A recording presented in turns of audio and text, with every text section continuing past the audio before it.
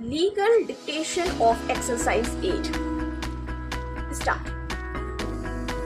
Briefly stated, the facts are that the landlord respondent filed suit for recovery of arrears of rent and ejectment with the allegation that the petitioner was a tenant of the disputed accommodation on monthly rent of rupees 50. Besides, he was liable to pay rupees 20 per month as electricity charges and rupees 750 per month towards house and water tax as part of rent. Full stop. The tenant failed to pay arrears of rent after September 1982. Full stop.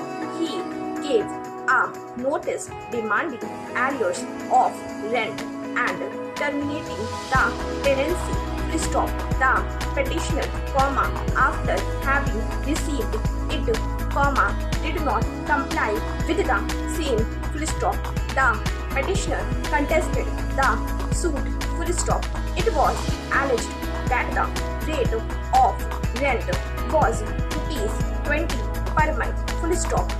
He admitted his liability to pay electricity charges at the rate of rupees 20 per month as well as water tax and house tax. Full stop. He denied that he had received any notice. Full stop. The trial court recorded a finding that the petitioner had received the notice. Full stop. The rate of rent was rupees 50 per month and in addition to it rupees 20 per month as electricity charges and rupees 750 per month towards house and water tax as part of the rent. Full stop. This finding has been affirmed by the revisional court. Full stop. The petitioner had also claimed the benefit of provision of section 20 under bracket 4 of the Act. Full stop. Paragraph. The core question is whether the petitioner is liable to deposit electricity charges as well to get the benefit of the provisions of subsection 4 of section 20 of the Act. Full stop.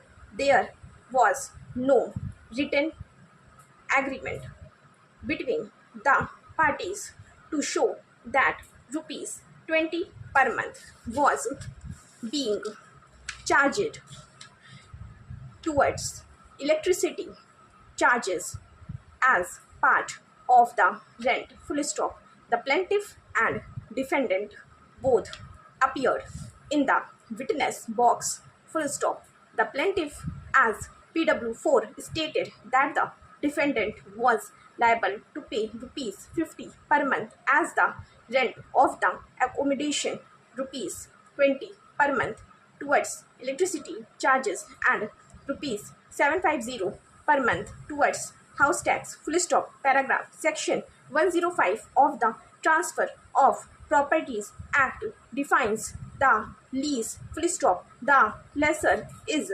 entitled to get consideration for the lease from the lessee, which is agreed between the parties. Full stop. In case a lessor provides other amenities or furniture in addition to the accommodation which has been let out, unless the intention of the parties is that the amount fixed for providing such amenities be also treated as rent, the amount taken separately for furniture and other amenities may not form part of rent.